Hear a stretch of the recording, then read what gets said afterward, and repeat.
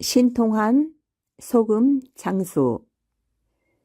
옛날 아주 먼 시절 산과 들이 푸르고 물 맑은 어느 시골 마을에 가난하지만 정직하고 부지런한 젊은이가 살고 있었습니다.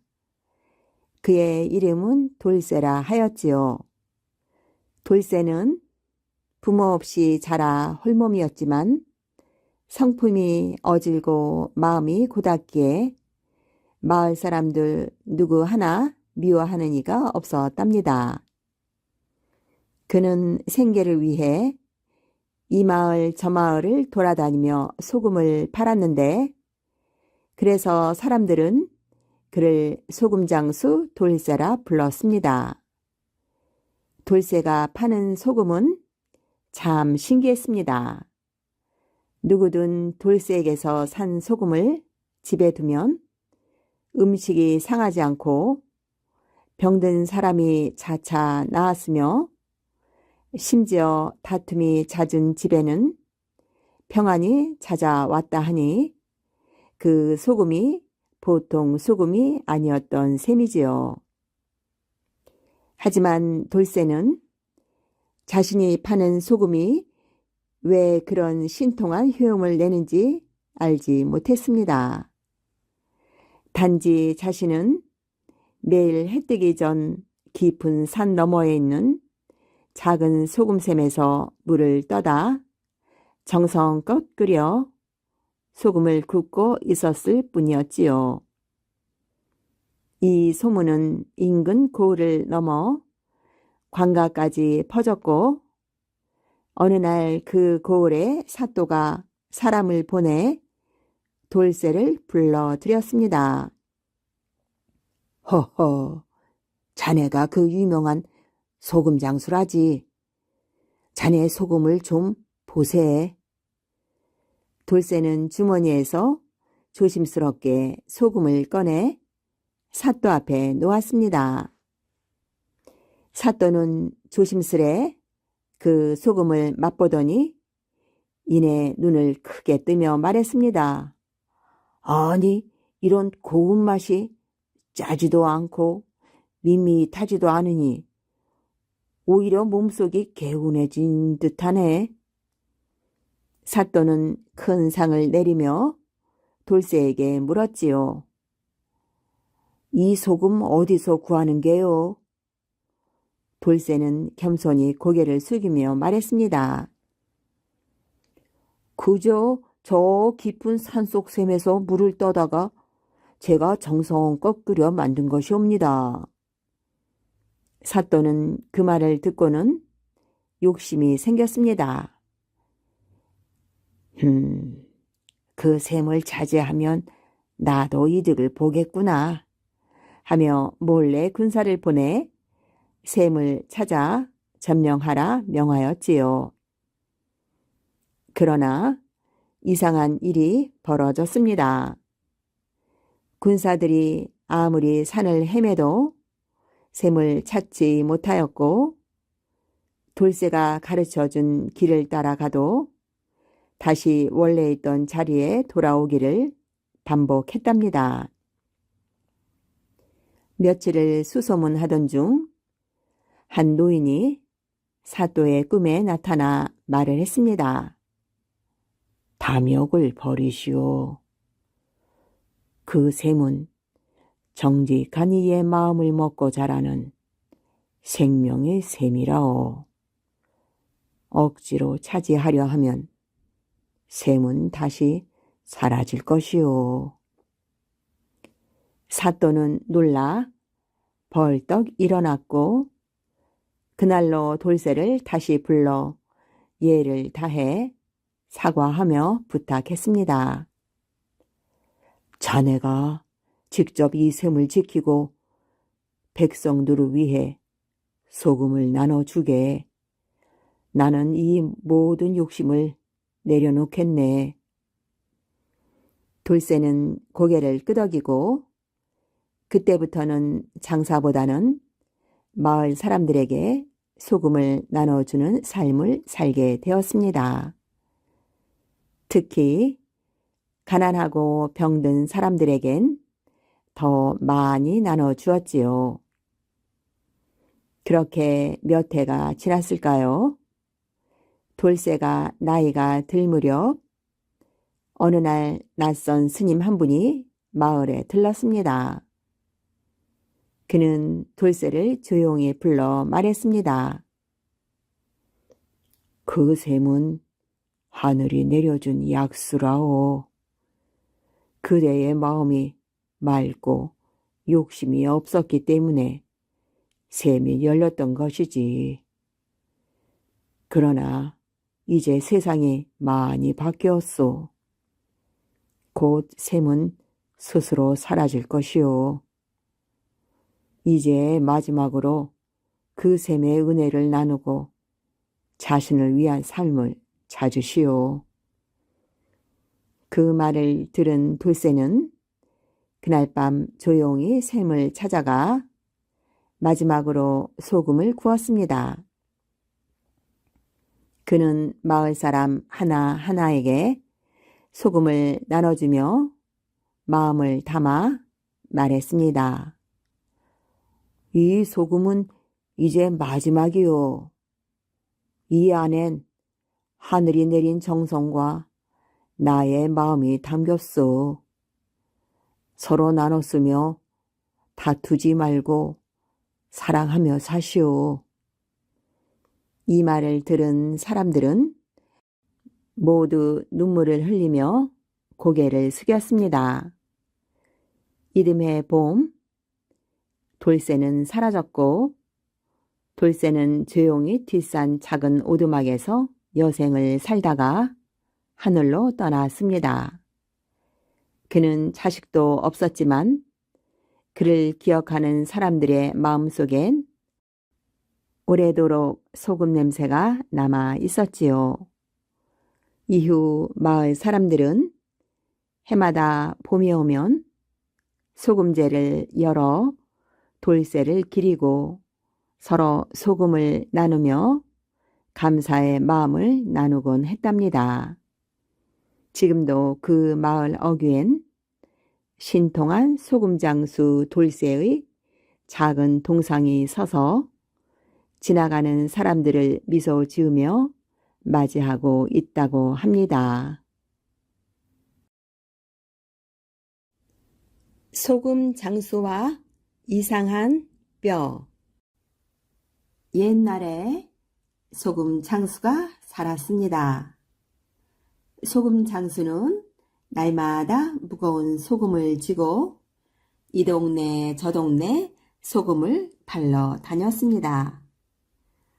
소금 사려! 소금 사려! 이렇게 외치면서 말입니다.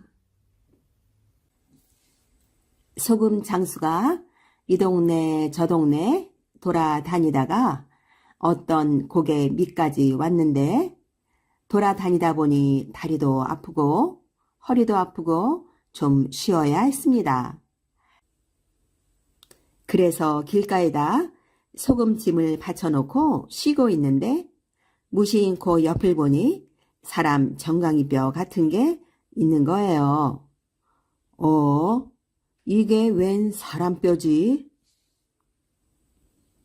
소금장수는 심심하던 차라 뼈다귀를 주워들고 만지작거리다가 자기 정강이에 대보았어요.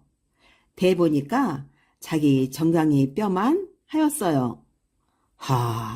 이 뼈다귀 내 정강이 뼈와 아주 똑같네. 소금장수는 그렇게 말하고 도로 그 자리에 놓았지요. 그런 다음 일어나서 소금짐을 지고 가는데 이 뼈다귀가 글쎄 소금장수를 졸졸 따라오는 거예요. 허연 뼈다귀가 자기 뒤를 졸졸 따라오니 얼마나 꺼림칙하겠어요. 그래서 소금장수는 이 뼈다귀를 따돌리려고 빨리 걸었습니다. 그랬더니 뼈다귀도 빨리 따라오는 거예요.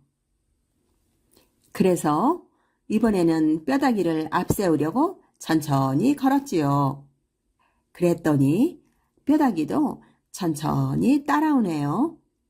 소금 장수가 빨리 걸으면 빨리 따라오고 느리게 걸으면 느리게 따라오고 한번 따라붙은 뼈다귀는 절대 떨어지지 않았어요. 소금 장수가 걸으면 뼈다귀도 걷고 소금 장수가 쉬면 뼈다귀도 쉬고 소금 장수가 뒷간 가면 뼈다귀도 뒷간 가고 그러다 날이 저물어 주막에서 잘 때면 이 뼈다귀도 소금 장수 옆에 들어 누워 자는 거예요. 소금 장수는 겁도 나고 귀찮기도 해서 뼈다귀를 떼어 버리려고 별별 수를 다 썼지요. 하지만 한번 따라붙은 뼈다귀는 절대 떨어지지 않았어요. 하루는 어느 곳을 지나는데 저 멀리 보이는 동네에서 무슨 잔치를 벌이는지 사람들이 많이 모여서 떠들썩했어요. 소금 장수는 뼈다귀를 보고 말을 했지요. 야, 뼈다귀야. 저기 저 동네에 무슨 잔치가 있는 모양이다. 내 잔치집에 가서 떡이랑 고기랑 술이랑 얻어 갖고 와서 너랑 나누어 먹을 테니 너는 여기서 소금짐을 지키면서 기다리고 있거라. 그랬더니 뼈다귀가 따라오지 않고 가만히 있었어요. 소금 장수는 뼈다귀가 따라오지 않으니까 동네로 들어갔다가 얼씨구나 하고 냅다 그 동네를 빠져나와서 자기 집으로 돌아와 버렸답니다. 그리고 난 뒤 몇 해가 지났습니다. 소금 장수는 귀찮게 따라다니던 뼈다귀를 떼어버리고 잘 살았는데 잘 살다 보니 그 뼈다귀가 어찌 됐는지 영 궁금했어요. 그래서 하루는 큰 마음 먹고 그 자리에 가보았지요. 가보니까 아무리 찾아도 뼈다귀는 없고 썩은 소금 찌개만 남아 있었어요. 그리고 그 길가에 조그만 오두막집이 한 채 있었어요. 어라, 이 집은 못 보던 집인데. 소금 장수는 이상한 생각이 들었지요. 그때 마침 해는 지고 잘 곳이 없었어요.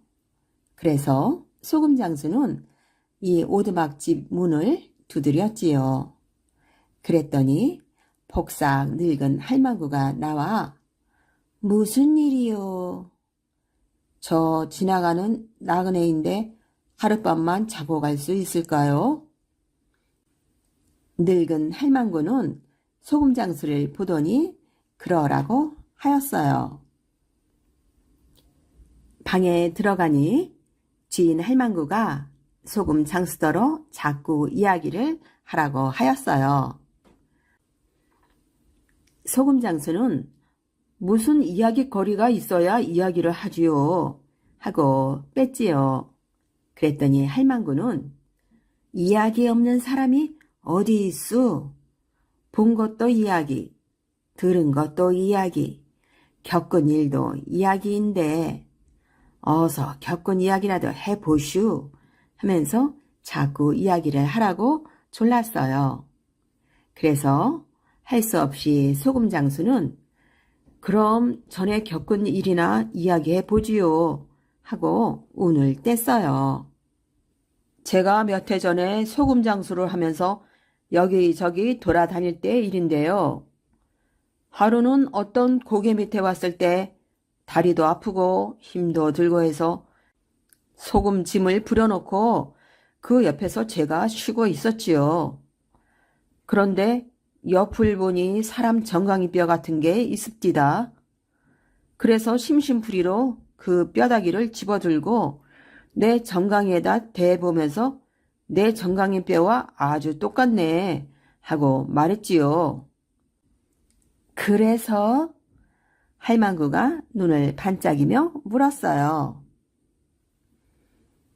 그러고는 도로 놔두었는데 이 뼈가 나를 졸졸 따라다니는 거예요. 뼈다귀가? 할망구가 놀란 듯이 물었어요. 그렇다니까요.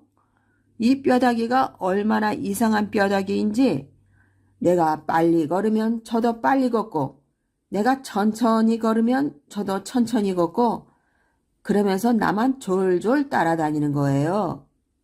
그래서 할망구가 또 물었어요. 그렇게 늘 내 뒤만 졸졸 따라다니니 얼마나 꺼림칙하겠어요? 심지어 제가 주먹에 들어가서 자면 이 뼈다귀도 따라와서 제 옆에 딱 붙어서 잤다니까요. 오호, 그래? 할망구의 눈이 휘둥그레졌지요. 저는 겁도 나고 귀찮기도 해서 뼈다귀를 떼버리려고 별별 수를 다 썼답니다. 그래? 그래서 떨어졌어? 할망구가 조금 더 다가와 물었어요. 웬걸요? 어찌나 질긴 뼈다귀인지 절대로 안 떨어지는 거예요. 그래서 어쨌는데? 할망구가 다시 조금 더 다가와 물었습니다. 하루는 어떤 동네 앞을 지나는데 그 동네에서 무슨 잔치가 벌어졌는지 사람들이 많이 모여서 시끌벅적하니 떠들고 있는 거예요. 그래서 할망구가 조금 더 바짝 다가와 물었습니다. 그래, 바로 이 자리에다 소금찜을 불여놓고 뼈다귀 보고 저 동네 잔치집에 가서 떡이랑 고기랑 술이랑 얻어와서 너랑 먹을 테니 너는 여기서 이 소금찜을 지키면서 기다리고 있어라. 이러고는 동네로 들어가니 뼈다귀는 따라오지 않고 그대로 있었어요. 그래서 할머니가 이번에는 코앞까지 바싹 다가와 물었어요. 그래서 저는 동네 안으로 들어갔다가 그 길로 냅다 달아나 집으로 와버렸지요. 그러고 몇 해가 지났는데 오래 지나고 보니 그 뼈다귀가 어찌 됐는지 궁금해서 견딜 수가 있어야지요. 그래서 여기 다시 와 보았는데 뼈다귀고 뭐고 아무것도 없네요. 참, 그 뼈다귀는 어찌 된 건지. 이렇게 소금장수가 고개를 갸우뚱 하니까 할망구가 조그맣게 뭐라고 중얼거렸어요. 할머니, 뭐라고요? 잘 안 들려요.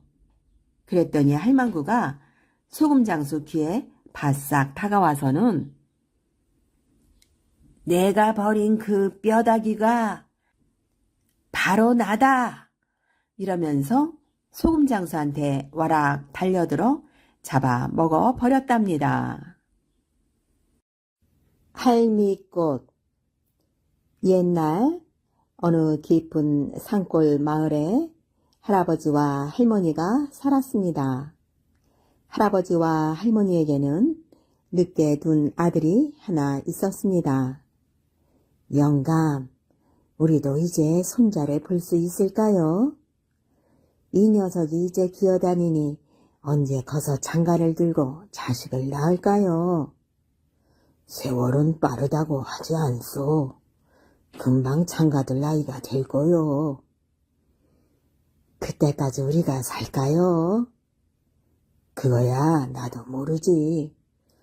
우리가 복이 있다면 손자를 볼 때까지 살겠지 않겠소? 할아버지와 할머니에게는 어린 아들이 하나밖에 없는 큰 기쁨이고 보람이었습니다. 정말로 세월은 화살같이 빨리 흘러갔습니다. 어느덧 할아버지와 할머니의 어린 아들은 장가들 나이가 되었습니다. 영감, 우리가 복이 있나 봐요. 이제 우리도 손자를 볼 수 있게 되었네요. 장가를 들여야 손자를 보지. 할멈, 그 녀석 나이가 올해 20살이니 장가를 드립시다. 할아버지와 할머니는 자만 색시를 골라 아들을 결혼시켰습니다. 영감, 이제 손자 볼 일만 남았구려. 그렇구려. 할아버지와 할머니는 물론 마을 사람들도 모두 기뻐하며 결혼을 축하했습니다. 며느리는 착하고 부지런했습니다. 이듬해 며느리는 아기를 낳았습니다. 영감, 손녀예요. 옥처럼 예뻐요. 그렇군. 정말 예쁘구려. 할아버지와 할머니는 손녀를 안고 기뻐 어쩔 줄을 몰라 했습니다. 2년 뒤 며느리는 또 아기를 낳았습니다. 영감, 이번에도 손녀딸이에요. 할아버지와 할머니는 첫째 손녀를 볼 때처럼 기뻐했습니다. 그러나 2년 뒤 며느리가 또 딸을 낳았을 때는 서운한 마음이 들었습니다. 손자 보기는 틀렸어요. 셋 중에 하나라도 손자라면 좋았을걸. 그래도 집안은 손녀 딸들의 재롱으로 늘 웃음이 넘쳐 흘렀습니다. 그러던 어느 날 할아버지와 할머니에게 슬픈 일이 생겼습니다. 나무를 하러 갔던 아들이 발을 헛디뎌 낭떠러지에서 떨어져 죽은 것입니다. 아이고 영감, 이제 우리는 어떻게 살아요? 차라리 늙은 내가 죽어야 하는걸. 그 뒤 할아버지는 병이 나서 시름시름 앓다가 세상을 떠났습니다. 1년 뒤에는 며느리마저 세상을 떠났습니다. 하느님도 무심하시지. 영감과 아들, 며느리를 다 데려가시다니. 할머니는 하느님이 원망스러웠습니다.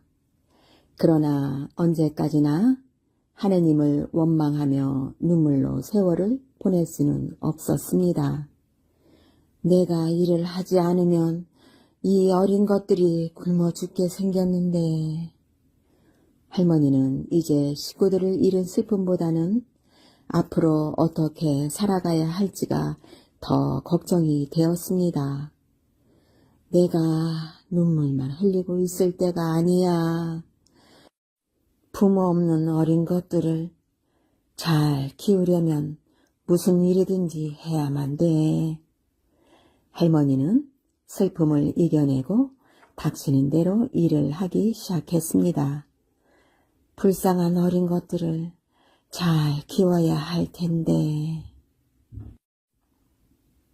할머니는 낮에는 밭에 나가 일하고 밤에는 늦도록 길쌈을 했습니다. 할머니가 온갖 고생을 하며 보살피는 덕분에 새 손녀딸들은 무럭무럭 자랐습니다. 할머니, 이제 좀 주무세요. 내일은 또 일찍 밭에 나가 김을 매셔야 하잖아요. 첫째 손녀딸이 말했습니다. 알았다. 동생들을 데리고 먼저 자거라. 할머니, 이제 저도 일을 할 수 있어요. 제가 할머니를 돕겠어요. 고맙구나. 어린 내가 벌써 다 커서 이 할미를 돕겠다고 하니. 할머니가 너무 고생하세요. 첫째 손녀는 할머니를 도와 부지런히 일을 했습니다. 마을 사람들은 보는 이마다 첫째 손녀를 칭찬했습니다. 부지런도 하지. 게다가 얼굴은 떠오르는 보름달 같잖아. 부잣집 맏며느리감이에요. 아들이 있는 집에서는 모두 첫째 손녀를 며느리로 맡고 싶어 했습니다. 마침내 첫째 손녀는 19살이 되던 해 부잣집으로 시집을 가게 되었습니다. 얘야, 이건 내 혼숙감이다. 할머니, 앞으로 동생들과 어떻게 사시려고 이렇게 많은 걸 장만하셨어요? 이건 내 몫이야. 이 할미하고 동생들 걱정은 하지 마라. 할머니는 얼마 되지 않는 밭을 셋으로 똑같이 나누어 그 중에 하나를 첫째 손녀의 몫으로 팔았던 것입니다. 할머니, 동생들이 시집을 가면 할머니는 제가 모시겠어요. 내 염려는 마라.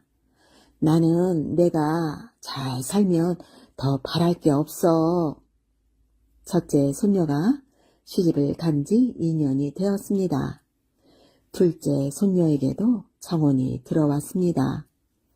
할머니, 둘째도 이제는 결혼을 시키셔야지요. 어디 좋은 혼처가 있어? 그러면요, 모두 며느리감으로 탐을 내고 있는걸요. 그럼 시집을 보내야겠군. 마침내 둘째 손녀도 그 마을의 양반집으로 시집을 가게 되었습니다. 할머니는 둘째 손녀에게도 첫째 손녀와 똑같이 혼숙감을 장만해 주었습니다. 할머니, 우리가 시집 갈 때마다 밭이 없어지니 할머니는 어떻게 사세요? 더 열심히 일을 하면 되지. 할머니, 시집간 뒤 언니는 한 번도 할머니를 뵈러 오지 못했지만 저는 할머니 생신 때만은 꼭 오겠어요. 얘야, 내 걱정은 말고 시부모님 잘 모시고 잘 살아다오. 우리 때문에 고생만 하신 할머니, 안녕히 계세요. 오냐, 잘 가거라. 둘째 손녀가 할머니 곁을 떠나 시집을 간 지도 어느새 2년이 지났습니다. 셋째 손녀가 19살이 되었습니다. 셋째 손녀에게도 여기저기서 청혼이 들어오기 시작했습니다. 얘야, 너도 이제 시집을 가야지. 할머니, 저는 시집 가지 않겠어요. 할머니 모시고 그냥 살면 안 돼요. 그건 안 된다. 사람은 어른이 되면 결혼을 해서 자식을 낳아야 해. 그렇지만 할머니, 저마저 할머니 곁을 떠나면 할머니는 이제 어떻게 살아요? 어떻게 살긴? 나는 괜찮아. 혼자서도 잘 살 수 있어. 셋째 손녀는 할머니 걱정으로 잠을 이룰 수가 없었습니다. 아, 어떡하나. 시집을 가면 언니들처럼 할머니를 뵈러 올 수도 없을 텐데 할머니는 혼자 얼마나 쓸쓸하실까. 그러나 할머니는 날마다 셋째 손녀에게 시집을 가라고 재촉했습니다. 얘야, 내게 또 중매가 들어왔다. 이번에는 거절하지 말고 시집을 가거라. 할머니, 저는 이대로 할머니 곁을 떠날 수는 없어요. 할머니와 함께 살게 해주세요. 그렇게 할 수는 없단다. 그건 내 마음을 편하게 하는 게 아니야. 셋째 손녀는 어찌해야 좋을지 몰랐습니다. 할머니, 이제 일을 하실 수도 없어요. 옆에 돌보는 사람이 없으면 금방 돌아가실 거예요. 그렇지 않아. 나는 앞으로도 10년은 더 일할 수 있을 거야. 저는 이 다음에 할머니가 돌아가시고 나면 그때 시집을 가겠어요. 그러면 내가 죽을 때 눈을 감을 수가 없어. 하늘나라에 가서도 내 아비와 어미 얼굴을 어떻게 보겠니? 할머니는 막무가내였습니다. 그러는 동안 셋째 손녀의 나이는 21살이 되었습니다. 셋째야, 이제는 고집 부리지 말고 시집 가거라. 어쩔 수 없이 셋째 손녀는 가난한 농사꾼에게 시집을 가게 되었습니다. 할머니, 밭은 팔지 마세요. 밭이 다 없어지면 할머니는 무엇으로 사세요? 나는 길쌈을 하면 먹고 살 수 있어. 할머니는 마지막 남은 밭을 팔아 셋째 손녀의 혼수감을 마련했습니다. 시집가는 날 셋째 손녀는 하염없이 눈물을 흘렸습니다. 할머니, 안녕히 계세요. 오냐, 새색시가 울기는. 어서 눈물을 닦아라. 할머니도 하염없이 눈물을 흘렸습니다. 부디 잘 살아라. 할머니는 이제 혼자가 되었습니다. 이제야 내 할 일을 다 했구나. 이젠 죽어도 한이 없어.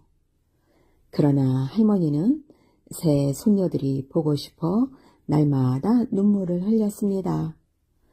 이 애들은 지금 무엇을 하고 있을까? 별일 없이 잘들 있는지.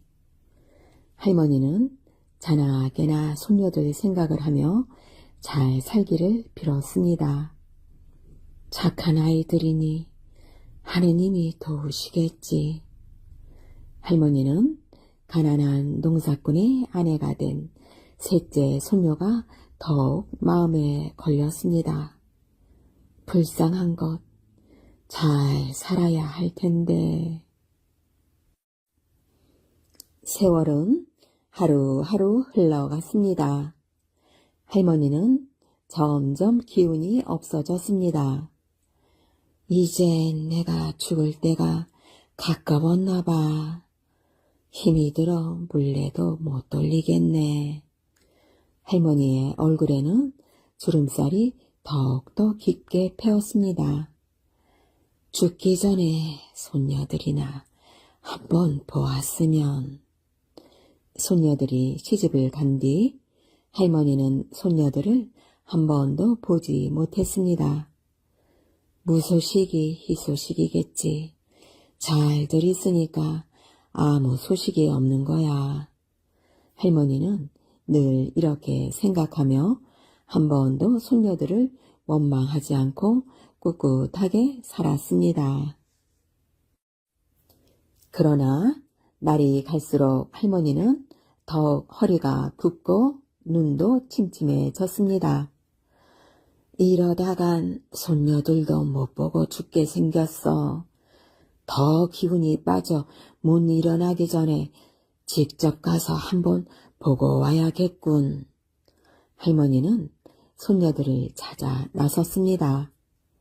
바깥은 찬바람이 몰아치는 겨울날이었습니다. 할머니, 이렇게 추운 날 어디를 바쁘게 가시는 길이세요? 길에서 할머니를 만난 마을 아낙네들이 놀라서 물었습니다. 시집간 손녀들이 보고 싶어 찾아가는 길이라오. 그래도 날씨가 따뜻해지거든 다녀오세요. 마을 아낙네들은 할머니가 걱정되어 저마다 말렸습니다. 그러나 할머니는 지팡이에 몸을 의지한 채 첫째 손녀의 집으로 걸음을 옮겼습니다.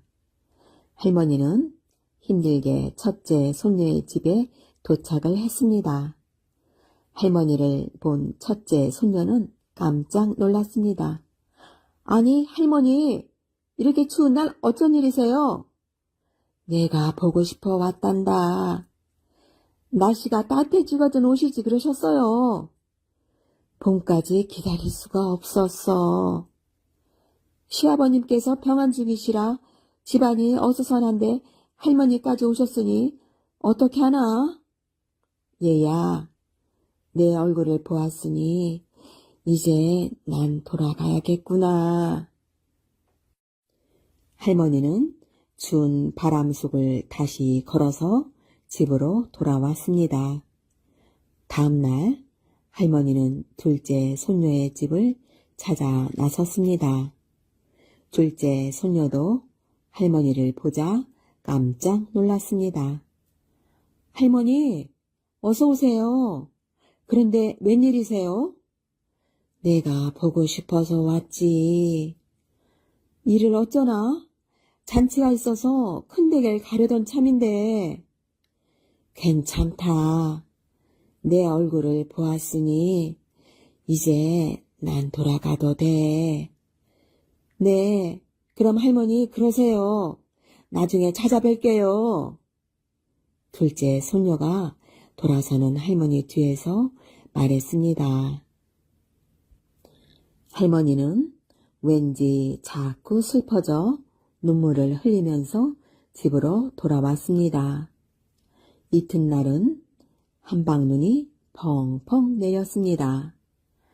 큰일 났군. 어떻게 고개를 넘어가나. 할머니는 걱정을 하면서도 셋째 손녀를 보기 위해 집을 나섰습니다. 눈썹을 걸어 할머니는 겨우겨우 고갯마루에 올라섰습니다. 저 아래 셋째가 사는 마을이 보이는구나. 그러나 할머니는 더 이상 발걸음을 옮길 수가 없었습니다. 할 수 없지. 여기 앉아서 셋째네 말이라도 내려다보자. 할머니는 한숨을 내쉬며 고갯마루에 앉았습니다. 할머니는 셋째 손녀가 사는 마을을 하염없이 내려다보았습니다. 불쌍한 것. 가난한 집으로 시집을 가서 얼마나 고생이 많을까. 할머니는 눈물을 흘렸습니다. 어느덧 언덕에는 어둠이 내리기 시작했습니다. 그날 밤 셋째 손녀는 꿈을 꾸었습니다. 할머니가 어디론가 떠나는 꿈이었습니다. 이상해. 내일은 할머니를 찾아뵈어야지. 다음 날 셋째 손녀가 할머니 댁으로 가기 위해 고갯마루에 올라섰을 때였습니다. 아, 할머니, 왜 여기에 쓰러져 계세요? 할머니, 정신 차리세요. 셋째 손녀는 눈 위에 쓰러진 할머니를 발견하고 달려가 부둥켜 안았습니다. 할머니, 정신 차리세요, 할머니. 그러나 할머니는 아무 대답도 없었습니다. 할머니, 저를 보러 오시다 돌아가셨군요. 가엾으신 우리 할머니. 소식을 듣고 달려온 첫째와 둘째 손녀도 눈물을 흘렸습니다. 할머니, 용서하세요. 저희가 잘못했어요. 우리를 키우시느라 고생만 하신 할머니.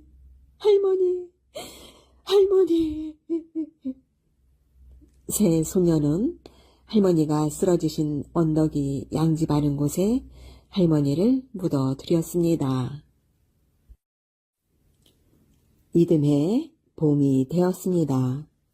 할머니 무덤 위에 허리가 굽은 꽃 한 송이가 피었습니다.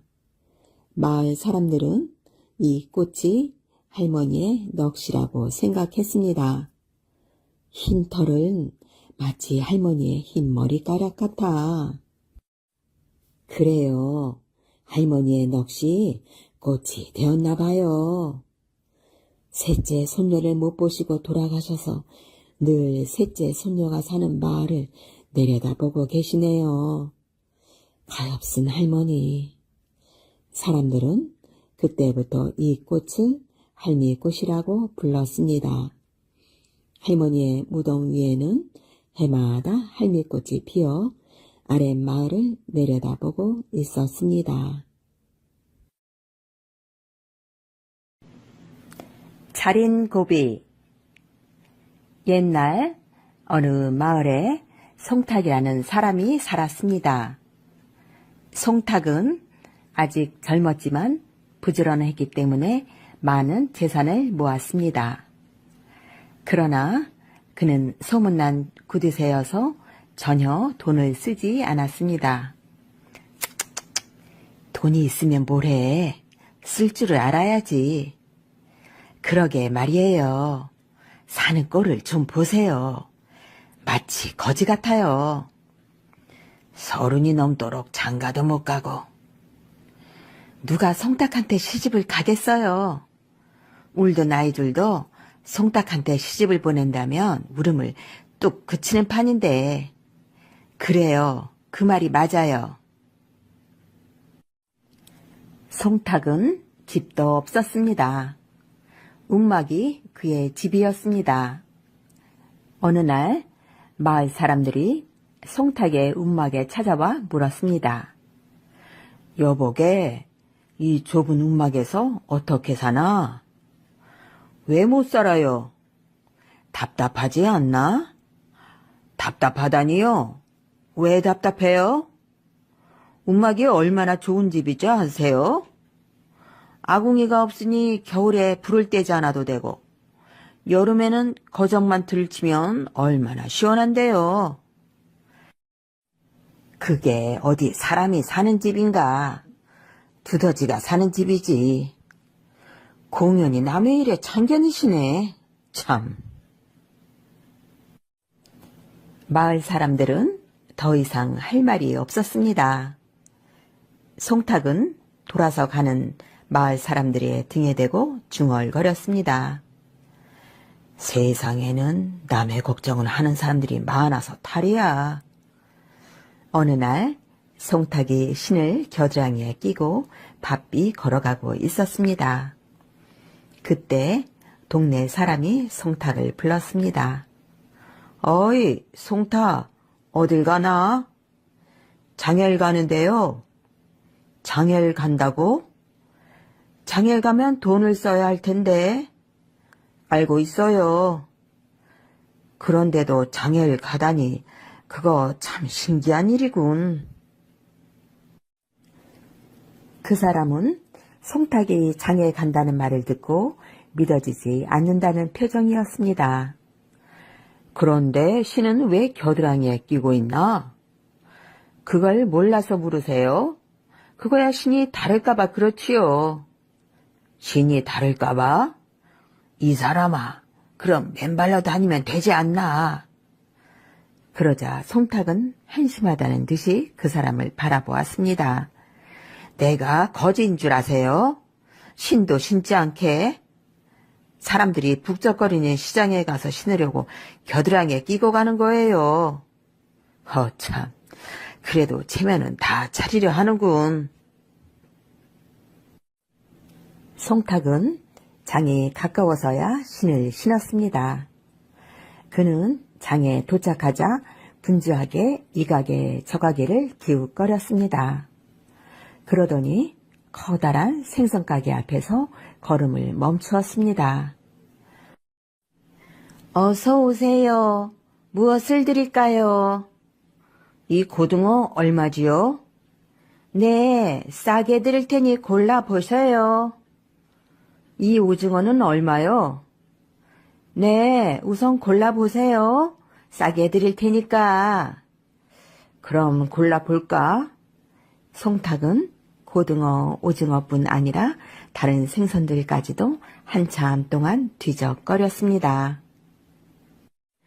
손님, 이제 그만 고르시고 어느 걸 살 것인지 정하세요. 글쎄, 어느 걸 사야 좋을지 아직 정하지를 못했어요. 송탁은 다시 생선을 이것저것 들었다 놓았다 하면서 뒤적거렸습니다. 아니, 생선은 얼마나 사려기에 가게 안에 생선을 전부 주물럭거려요. 주인은 더 이상 참을 수가 없던지 짜증스럽게 말했습니다. 물건을 사려면 고르는 게 당연하잖아요. 그래도 너무 하지 않아요? 안 되겠군. 주인이 까다로워서 다른 가게로 가야지. 송탁은 뒤도 돌아보지 않고 생선 가게를 나왔습니다. 내 생각대로 일이 잘 되어 가는군. 송탁은 빙긋이 웃으며 집으로 재빨리 달려갔습니다. 장일 가면 돈을 쓴다고? 어림없는 소리. 집으로 돌아온 송탁은 커다란 그릇에 물을 떠놓고 생선을 주물럭거린 손을 씻었습니다. 자, 이렇게 하면 또 며칠 먹을 생선 반찬이 생긴 셈이지. 온갖 생선을 다 만졌으니 여러 가지 생선 맛이 날 거야. 이렇듯 고약한 구두쇠인 송탁을 사람들은 싫어했습니다. 같은 마을에 양섭이라는 송탁의 친구가 있었습니다. 양섭은 늘 송탁의 버릇을 어떻게 하면 고쳐줄까 하고 생각했습니다.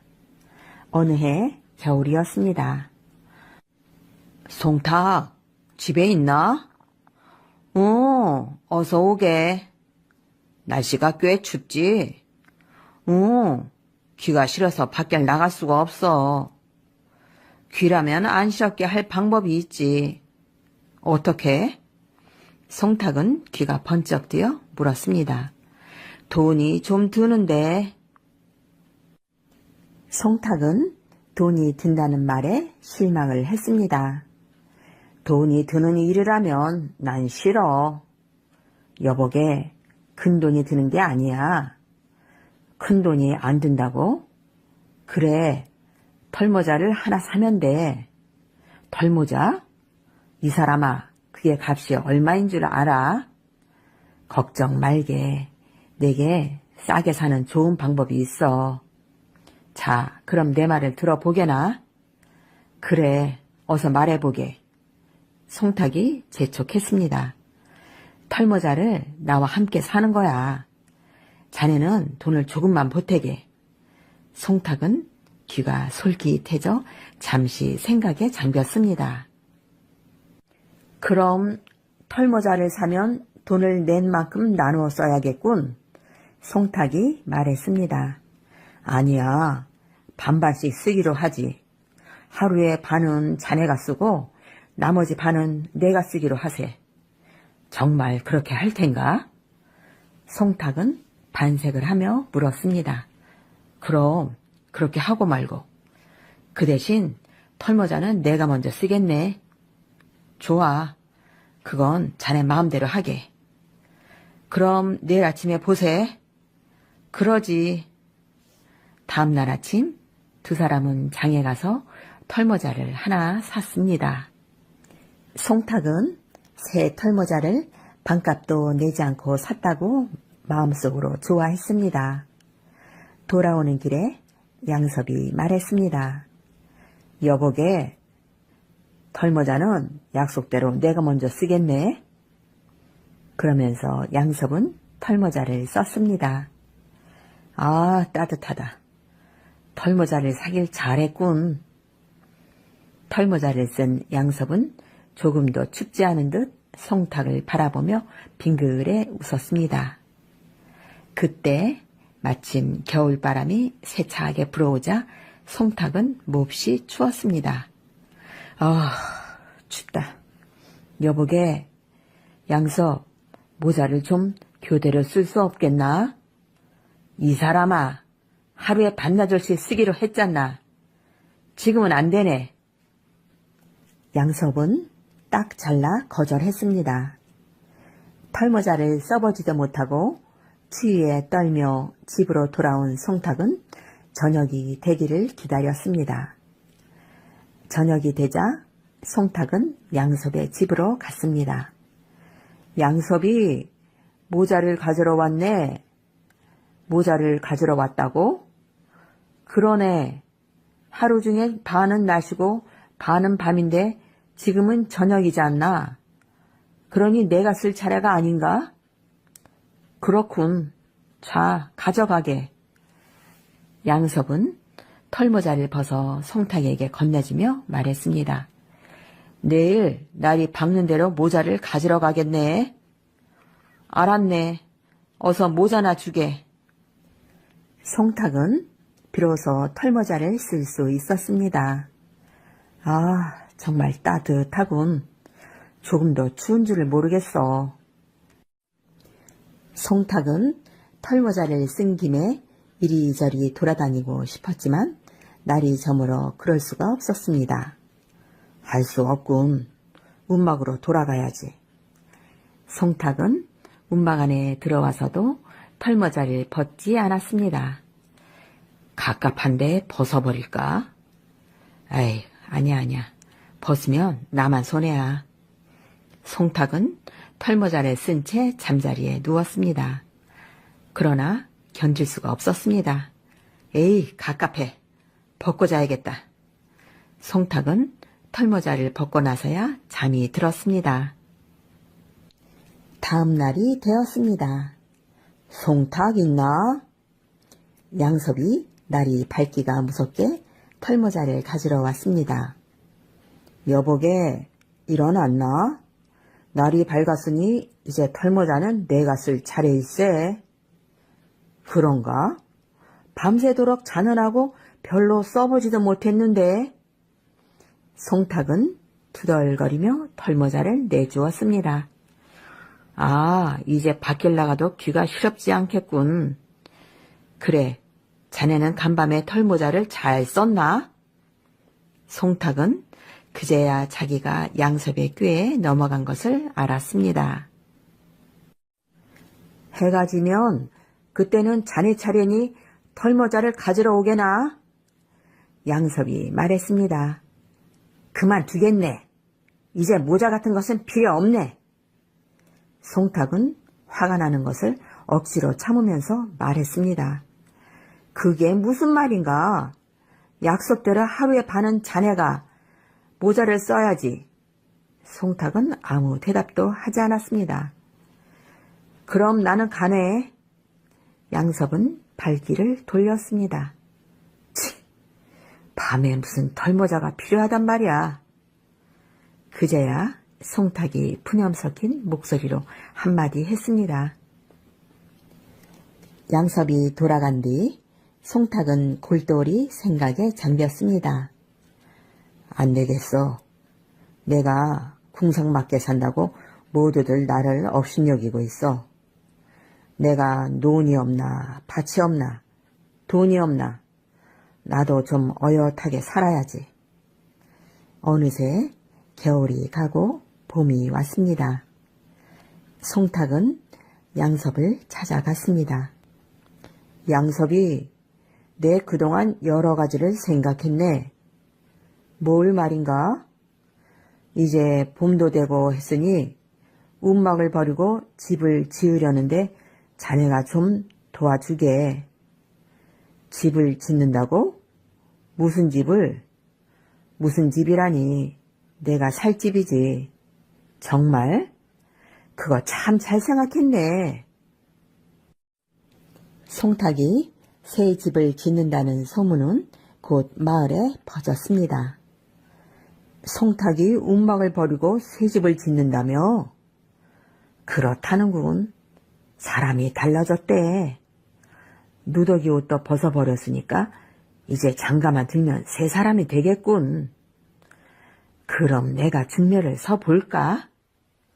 아, 그거 좋지. 송탁은 마침내 장가도 들었습니다. 마을 사람들은 송탁이 새 사람이 된 것을 모두 기뻐했습니다. 그러나 송탁의 구두쇠 성질이 고쳐진 것은 아니었습니다. 여보, 어둡지도 않은데 벌써 불을 밝혔소? 송탁은 부인이 조금만 일찍 방에 불을 밝혀도 꺼버렸습니다. 그런가 하면 마을에 잔치가 있으면 아예 며칠 동안 집에서는 밥을 하지 못하게 했습니다. 하루는 새우젓 장수가 마을에 왔습니다. 새우젓 사려. 새우젓. 새우젓? 오늘은 새우젓 좀 먹어볼까? 송탁은 새우젓 장수를 불렀습니다. 그 새우젓 물이 좋소? 네, 싱싱하고 짭짤한 게 밥 반찬으로 아주 좋습니다. 새우젓 장수의 말에 송탁은 군침이 돌았습니다. 그럼 어디 맛 좀 볼까요? 그 말이 참말인지. 여보, 큼직한 함지박을 좀 가져와요. 네, 알았어요. 새우젓 장수는 송탁이 함지박 가득 새우젓을 사려는 줄 알고 좋아했습니다. 부인이 함지박을 가져오자 송탁이 부인에게 말했습니다. 당신도 새우젓 맛을 좀 봐요. 네, 아주머니도 맛을 좀 보시지요. 새우젓 장수가 웃으며 말했습니다. 그런데 새우젓 장수, 이 함지박에 새우젓을 좀 쏟아봅시다. 왜요? 그래야 새우젓 맛을 고루고루 볼 수 있지 않겠소. 새우젓이 항아리에 담겨 항아리 밑에 있는 새우젓도 물이 좋은지 어떤지 지금은 알 수가 없지 않소. 새우젓 장수는 할 수 없이 새우젓을 함지박에 쏟았습니다. 그러자 송탁은 함지박 옆에 쭈그리고 앉아 계속 새우젓을 집어 먹었습니다. 아니 여보, 뭘 하고 있는 거요? 어서 당신도 새우젓 맛을 좀 보라니까. 송탁의 아내는 그제야 알았다는 듯이 함지박 옆에 앉아 새우젓을 집어먹기 시작했습니다. 그런데 송탁과 그의 아내는 맛을 보는 게 아니라 아예 실컷 먹는 것이었습니다. 옆에서 지켜보던 새우젓 장수가 말했습니다. 이제 맛은 그만 보시고 새우젓을 사세요. 아직 우리는 맛을 다 보지 않았소. 언제까지 맛을 볼 거예요? 빨리 사든지 말든지 결정을 하세요. 다른 데도 가봐야 하니까요. 그래요? 그럼 어서 가보시구려. 우린 맛을 보라고 해서 맛을 본 것뿐이요. 새우젓 장수는 어이가 없었지만 어쩔 수가 없었습니다. 새우젓 장수가 가고 나자 송탁은 부인에게 말했습니다.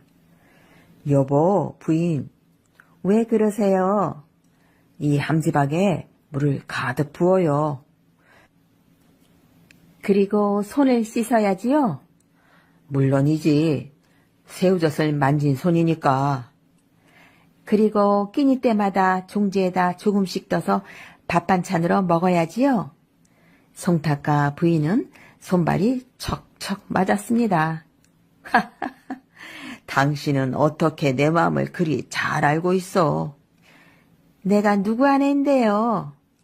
송탁은 흡족하여 부인을 보고 웃었습니다. 연호랑과 새우녀. 옛날 신라 때의 일입니다. 동쪽 바닷가에 연호랑이라는 어부와 비단을 잘 짜는 그의 아내 새우녀가 살고 있었습니다. 여보, 다녀오리다. 벌써 나가시려고요? 일찍 나가야 고기를 많이 잡지 않겠소. 고기만 잡지 말고 미역도 좀 따오세요. 그러리다. 그럼 다녀오세요. 연호랑은 바닷가로 나갔습니다. 바다에는 따뜻한 바람이 불고 있었습니다. 새우녀가 미역이 먹고 싶은 모양이지. 미역을 따볼까? 연호랑은 바다 가운데로 길게 뻗어 있는 바위로 갔습니다. 우선 신을 벗고 연호랑은 모래밭에 신을 벗어놓고 바위로 올라갔습니다. 이 밑에는 미역이 많을 거야. 연호랑은 바위 근처 물속을 찬찬히 들여다보았습니다. 거기에는 정말로 많은 미역들이 바닷물에 흔들리고 있었습니다. 야, 싱싱한 미역이구나. 이것만 다 따도 한 바구니가 넘겠는데? 연어랑은 힘든 줄도 모르고 새우녀를 위해 열심히 미역을 따기 시작했습니다. 한동안 미역을 따다가 연어랑은 바위에 앉아 수평선을 바라보았습니다. 저 바다 끝에는 무엇이 있을까? 연어랑은 먼 바다를 바라보며 이런 생각을 하고 있었습니다. 그때였습니다. 바위가 움직이네? 연어랑이 앉아있는 바위가 흔들리기 시작하더니 바다 가운데로 떠갔습니다. 아니 이런 일도 있나? 바위가 떠가다니. 바위는 점점 동쪽 바다로 나아갔습니다. 연어랑은 육지를 바라보며 아내를 불렀습니다. 새우녀! 새우녀! 바위는 연어랑을 태운 채 어디론가 계속 흘러갔습니다. 어느새 바다에는 어둠이 내렸습니다. 아, 새우녀. 새우녀는 지금 얼마나 나를 기다리고 있을까? 연어랑은 집에서 자기가 돌아오기를 기다리고 있을 아내를 생각하고 눈물을 흘렸습니다. 새우녀는 아마 내가 물에 빠진 줄로 알 거야. 얼마나 슬퍼할까? 그러는 동안 날이 밝아오기 시작했습니다. 아, 육지다. 바다 위로 해가 떠오르면서 저 멀리 육지가 보였습니다. 대체 여기가 어디쯤일까? 바위는 육지 쪽으로 흘러갔습니다. 야, 바다가 떠온다. 저것 봐라. 바위에 사람이 타고 있다. 바위를 타고 바다를 건너오다니 신령님이 아닐까? 육지에 있던 사람들은 연어랑을 발견하고 신령님일 거라고 말을 했습니다. 그러나 연어랑은 그들이 하는 말을 알아들을 수가 없었습니다. 뭐라고 하는 걸까? 마침내 연어랑은 육지에 내렸습니다. 여기가 어디지? 연어랑의 주위를 둘러보니 그것은 아주 낯선 곳이었습니다. 여기가 어디지요? 나는 신라 사람으로 이름은 연어랑이라 하오. 연어랑은 모여있는 사람들에게 물었으나 아무도 연어랑의 말을 알아듣지 못했습니다. 어디 한번 한자로 써서 보여주자. 연어랑이 한자로 뜻을 전하자 그들은 고개를 끄덕이더니 이렇게 썼습니다. 신령님, 어서 마을로 들어가시지요. 그들은 연어랑을 마을의 제일 큰 집으로 안내했습니다. 저희 나라에 오시느라고 수고가 많으셨습니다. 어서 음식을 좀 드십시오.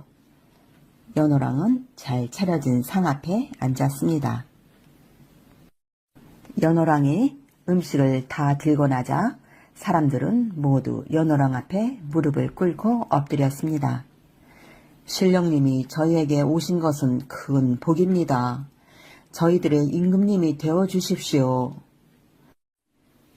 나는 임금이 되려고 여기 온 게 아니요. 그리고 나는 신령이 아니라 신라 땅에 사는 어부요. 어쨌든 저희는 지금까지 훌륭한 임금님이 나타나시기를 기다리고 있었습니다. 이 나라의 임금님으로 모시겠사오니 저희들의 청을 거절하지 마시옵소서. 사람들은 간곡히 부탁을 했습니다. 어허, 참 곤란한 일이구려. 연어랑은 할 수 없이 사람들의 뜻에 따라 이 나라의 첫 번째 임금님이 되었습니다. 임금님, 이 예복을 입으시지요. 여기 왕관도 있습니다. 연어랑은 임금의 예복을 입고 왕관을 썼습니다. 과연 우리 임금님은 훌륭하셔. 바위를 타고 바다를 건너오신 분답구나. 사람들은 모두 연어랑의 훌륭한 모습을 보고 감탄했습니다. 임금님이 된 연어랑은 신하를 임명하고 법을 정했습니다. 연어랑은 나라를 잘 다스렸습니다. 새우녀는 지금쯤 무얼 하고 있을까? 내가 임금이 된 줄도 모르고 있겠지. 연호랑은 새우녀가 그리웠습니다. 새우녀는 연호랑이 돌아오지 않자 날마다 바닷가로 나갔습니다. 연호랑, 어디 계세요? 연호랑, 연호랑. 새우녀는 애타하게 연호랑을 불렀지만 바다에서는 파도 소리만 슬프게 들려왔습니다. 그러다가 어느 날 새우녀는 연호랑의 신발을 발견했습니다. 이건 연호랑의 신발이야. 연호랑의 신발을 가슴에 안은 새우녀는 더욱 슬픔이 복받쳤습니다. 연호랑, 여기서 미역을 따다가 바다에 빠지셨군요. 새우녀는 연호랑의 신발을 들고 바위에 앉아 한없이 슬프게 울었습니다. 연호랑, 대답 좀 해보세요. 그때였습니다. 이상하게도 새우녀가 앉아있는 바위가 움직이기 시작했습니다. 어머나, 바위가 움직이네? 처음에는 천천히 움직이던 바위가 어느덧 바다 가운데로 나와 있었습니다. 어떡하지? 바위야, 나를 실어가려거든. 연호랑이 있는 곳으로 실어다다오. 새우녀는 바위 위에 앉아 어디론가 흘러가면서도 연호랑을 생각했습니다. 날이 어두워졌습니다. 연호랑, 무서워요. 바위는 자꾸만 흘러갔습니다. 울다가 지친 새우녀는 그만 정신을 잃었습니다. 새우녀가 눈을 떴을 때는 어느 바닷가였습니다. 여기가 어딜까? 내가 그동안 정신을 잃었나 봐. 새우녀가 정신을 차리고 주위를 살피고 있을 때 사람들의 말소리가 들려왔습니다. 임금님이 타고 오신 바위와 똑같은 거야. 그래, 맞아. 그런데 이번에는 여자 신령님이 타고 오셨어. 아름다우신 여자 신령님이야. 사람들은 새우녀를 신령님이라고 부르며 좋아했습니다. 그곳은 연호랑이 도착하였던 동쪽 바닷가였습니다. 여기가 어디지요? 새우녀가 천천히 바위에서 일어서자 사람들은 모두 새우녀 앞에 무릎을 꿇었습니다. 어서 오십시오, 신령님. 그러나 새우녀는 이 말을 알아듣지 못했습니다. 뭐라고 하는 걸까? 여기가 어디기에 사람들의 옷도 다르고 말도 다를까? 새우녀가 이런 생각을 하고 있을 때 또 다른 사람이 말했습니다. 어서 대궐로 가시지요. 이번에도 새우녀가 알아듣지 못하자 그 사람은 일어나 대궐 쪽을 손가락으로 가리켰습니다. 나보고 같이 가자는 것 같아. 그래서 새우녀는 알아들었다는 듯이 고개를 끄덕였습니다. 이제야 알아들으셨군요. 그러더니 그는 엎드려 있는 사람들에게 다시 말했습니다. 자, 어서 대궐로 가자. 그러자 사람들은 모두 일어나 새우녀를 호위하고 대궐을 향해 걷기 시작했습니다. 우리 임금님이 좋아하시겠다. 그래, 우리 임금님이 혼자인 것을 알고 여자 신령님이 오신 거야. 사람들은 저희끼리 말을 주고받으며 걸었습니다. 이 사람들은 나를 어디로 데려가는 걸까? 나를 해치려는 사람들 같지는 않은데. 잠시 뒤 대궐이 보였습니다. 저기 임금님이 마중을 나오신다. 새우녀는 저만큼에서 임금님인 듯한 사람이 신하를 거느리고 오는 것을 보았습니다. 어디서 많이 본 듯한 모습인데 임금님이 가까이 다가오자 사람들은 모두 땅에 엎드렸습니다. 새우녀, 당신이었구려. 나요. 당신의 남편 연호랑이요. 그동안 얼마나 고생이 많았소. 세우녀는 처음에는 자신의 눈을 의심했습니다. 그러나 자세히 보니 임금님은 틀림없는 연호랑이었습니다. 연호랑, 이게 어떻게 된 일이에요? 어떻게 당신이 여기에 계신 건가요? 세우녀가 다그쳐 물었습니다. 두 사람은 시간 가는 줄을 모르고 이야기를 나누었습니다. 세우녀, 이제 걱정 마오. 내가 이 나라 임금이니 당신은 곧 이 나라 왕비요. 한편 신라에서는 이상한 일이 생겼습니다. 해가 뜨지 않는 날이 계속되었습니다. 참 별난 일도 다 있군. 해가 뜨지 않으니 앞으로 어떡하지? 밤에는 달도 뜨지 않아. 큰일 났어. 해가 떠야 할 텐데. 깜깜한 밤만 계속되니 모두 굶어 죽게 생겼어. 이 나라가 망하려나 봐. 사람들은 저마다 걱정을 했습니다. 나라에서는 하늘에 제사를 지냈지만 아무 소용이 없었습니다. 이 일을 어찌하면 좋을꼬. 임금님은 여러 신하들을 불러놓고 의논을 했습니다.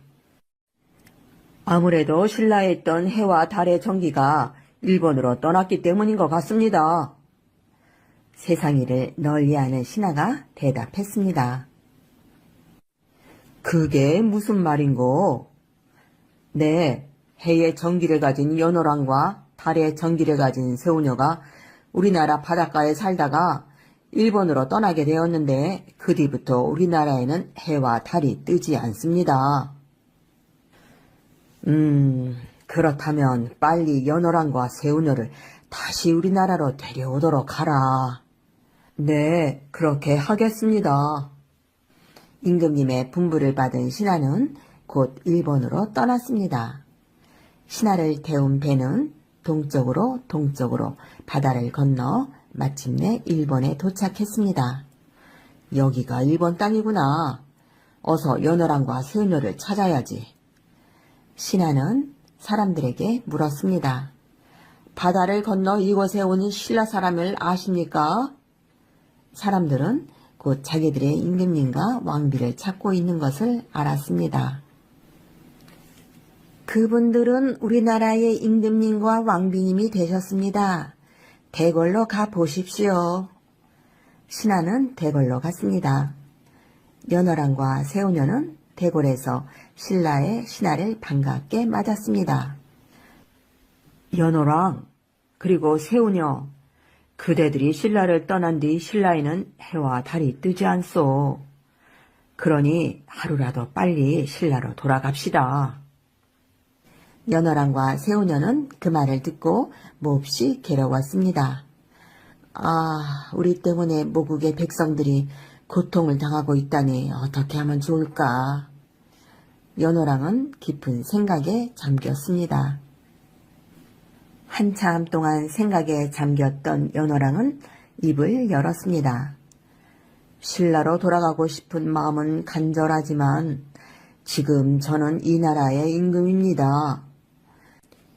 이 나라 백성을 뿌리치고 돌아갈 수가 없군요. 하지만 제가 신라에 다시 해와 달이 뜨게 해보지요. 연호랑은 세우녀가 정성껏 짠 비단을 가져오게 했습니다. 이 비단은 세우녀가 고향을 그리며 해와 달의 전기를 모아 짠 것입니다. 이 비단을 높이 걸어놓고 하늘의 제사를 지내보세요. 신라에서 간 신하는 연호랑과 세우녀가 주는 비단을 가지고 신라로 돌아왔습니다. 신라는 아직도 암흑의 나라였습니다. 신하는 임금님께 나아가 일본에서 있었던 이야기를 했습니다. 그럼 어서 제사 지낼 준비를 하여라. 동쪽 바다를 향해 비단이 높이 걸리고 향이 피워졌습니다. 임금님이 앞으로 나와 절을 했습니다. 그때였습니다. 야, 동쪽 하늘이 밝아온다. 해가 점점 눈부시게 떠올랐습니다. 이게 얼마 만에 보는 햇빛인가? 사람들은 기뻐서 어쩔 줄을 몰랐습니다.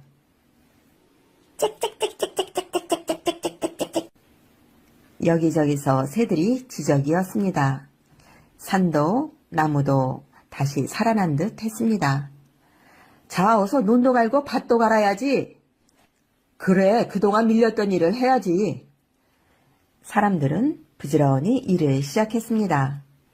날이 저물자 달이 떴습니다. 야, 달이다. 드물고 예쁜 우리 달님이다. 사람들은 모두 밖으로 나와 달빛 아래 모여 앉아 이야기꽃을 피웠습니다. 이제 우리나라는 옛날처럼 평화스러운 나라가 되었어. 사람들은 너무 기뻐 달빛 아래서 노래를 부르고 춤을 추었습니다. 신라에 다시 해와 달이 뜬다는 소식이 바다 건너에도 전해졌습니다. 상감마마, 신라에 다시 해와 달이 뜬다는 소식입니다. 아, 그거 참 반가운 소식이구려. 연호랑은 새우녀에게 이 반가운 소식을 알렸습니다. 정말로 기쁜 소식이에요. 이제야 마음을 놓을 수 있겠군요. 그렇소.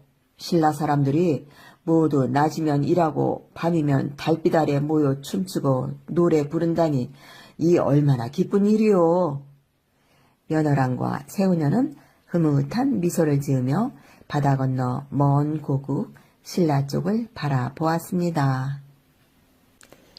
두꺼비 신랑. 옛날 어느 마을에 금실이 아주 좋은 부부가 살았습니다. 그런데 이 부부에게는 한 가지 걱정거리가 있었습니다. 슬아의 자식이 없는 것이었습니다. 못난이 자식이라도 하나 있었으면 좋으련만. 그러게 말이에요. 그러던 어느 날 부인이 아기를 가졌습니다. 여보, 제가 아기를 가졌어요. 뭐요? 그게 정말이요? 남편은 뛸 듯이 기뻐했습니다. 얼마 뒤 아기가 태어났습니다. 아니, 여보, 아기가 두꺼비를 닮았구려. 남편은 크게 실망했습니다. 부인이 말했습니다. 못난이라도 좋으니 자식이 있었으면 좋겠다고 하지 않으셨어요? 아무리 못났더라도 이 아기는 우리 자식이에요. 남편은 부인의 말을 듣고 실망했던 마음을 돌렸습니다. 당신의 말이 맞소. 두꺼비는 틀림없는 우리 자식이요. 잘 키웁시다. 마을 사람들이 아기를 보고는 모두 뒤에서 수근거렸습니다. 아기가 꼭 두꺼비 같아요. 두꺼비 같은 게 아니라 틀림없는 두꺼비예요. 그래도 부모는 귀여운가 봐요.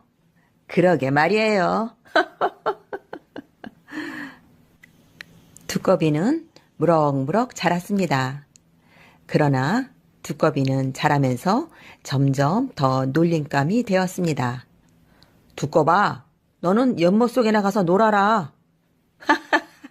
두꺼비가 사람 옷을 입고 사람 흉내를 내는구나. 마을 아이들은 아무도 두꺼비를 친구로 생각하지 않았습니다.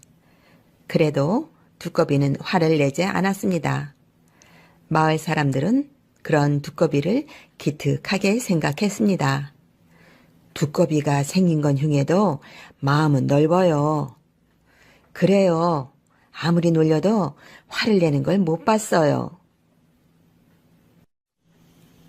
어느 날 두꺼비는 아버지 앞에 와 무릎을 꿇고 말했습니다. 아버님, 공부를 하고 싶습니다. 저를 글방에 보내주세요. 아버지는 난처했습니다. 두꺼비를 글방에 보내면 또 한 번 웃음거리가 될 것 같았습니다. 얘야, 글을 배운다고 무슨 소용이 있겠니? 아버님, 사내 대장부로 태어나 큰일을 하려면 글 공부를 해야 합니다. 열심히 공부해서 큰 인물이 되겠습니다. 아버지는 두꺼비에게 무슨 말을 해야 할지 몰랐습니다. 아버님, 저는 꼭 글공부를 하겠습니다. 아버지는 결정을 내리지 못했습니다. 두꺼비는 아버지가 답답했습니다. 아버님이 보내주시지 않는다면 제가 훈장님을 찾아가겠습니다. 두꺼비는 아버지 앞을 물러나와 혼자 훈장님을 찾아갔습니다. 두꺼비는 훈장님께 공손히 인사를 올리며 말했습니다. 훈장님, 글공부를 하고 싶어 왔습니다. 저에게도 글을 가르쳐 주십시오. 그래, 잘 생각했다. 두꺼비도 공부를 해야지. 훈장님은 두꺼비의 청을 쾌히 들어주셨습니다. 고맙습니다, 훈장님. 그날부터 두꺼비는 글 공부를 시작했습니다. 하루도 빠짐없이 두꺼비는 글을 읽었습니다. 두꺼비는 하나를 가르치면 열을 알아듣는 재주가 있었습니다. 훈장님은 두꺼비의 재주에 놀랐습니다. 두꺼봐, 내 재주가 비상하구나. 이러다간 내가 가르칠 것이 없겠구나. 아닙니다. 모든 것이 훈장님의 덕이에요. 어느 날 훈장님이 두꺼비에게 말했습니다. 넌 이제 내게서 배울 것이 없느니라. 다른 스승을 찾아가거라. 두꺼비는 훈장님께 큰 절을 올렸습니다. 안녕히 계십시오. 그래, 잘 가거라. 다음 날 두꺼비가 아버지에게 말했습니다. 아버님, 이제부터는 무술을 배우려 합니다. 아버지는 이제 두꺼비가 하는 일을 막을 수 없었습니다. 그래, 내 뜻이 그렇다면 그렇게 해라. 두꺼비는 산속에서 무술을 가르친다는 유명한 도사님을 찾아 집을 떠났습니다. 산에 도착한 두꺼비는 도사님께 절을 하고 용건을 말했습니다. 무술을 배우러 왔습니다. 그래, 열심히 배우도록 하여라. 그런데 도사님이 자리를 뜨자 제자들은 새로운 두꺼비를 나무에 묶어놓고 혼을 냈습니다. 이러지 말고 날 풀어줘. 제자들은 두꺼비를 때리며 조롱했습니다. 두꺼비 주제에 무술을 배워 뭘 하느냐? 하하하, 두꺼비가 말을 타면 참 볼만하겠다. 그러나 두꺼비는 아무 대꾸도 하지 않고 잠자코 있었습니다. 다음날 무술 훈련이 시작되었습니다. 오늘은 활쏘기다. 관역은 저 앞산의 바위다. 도사님의 말씀에 따라 제자들은 한 사람씩 나서서 활을 쏘았습니다. 화살은 모두 앞산의 반도 못 미쳤습니다. 화살에 힘이 없다. 이번엔 두꺼비가 쏘아라. 네. 두꺼비는 힘껏 활시위를 당겼습니다. 두꺼비가 활시위를 놓자 화살은 쌩 하는 소리와 함께 허공을 가르더니 앞산의 바위 한가운데에 꽂혔습니다. 아니, 저 두꺼비 녀석 웬 힘이 저리 센가? 제자들은 놀라 입을 다물지 못했습니다. 두꺼비는 말타기, 활쏘기, 창 던지기 등 무엇이든지 가르쳐주면 그날로 익숙하게 했습니다. 두꺼비의 무술 솜씨는 날마다 늘었습니다.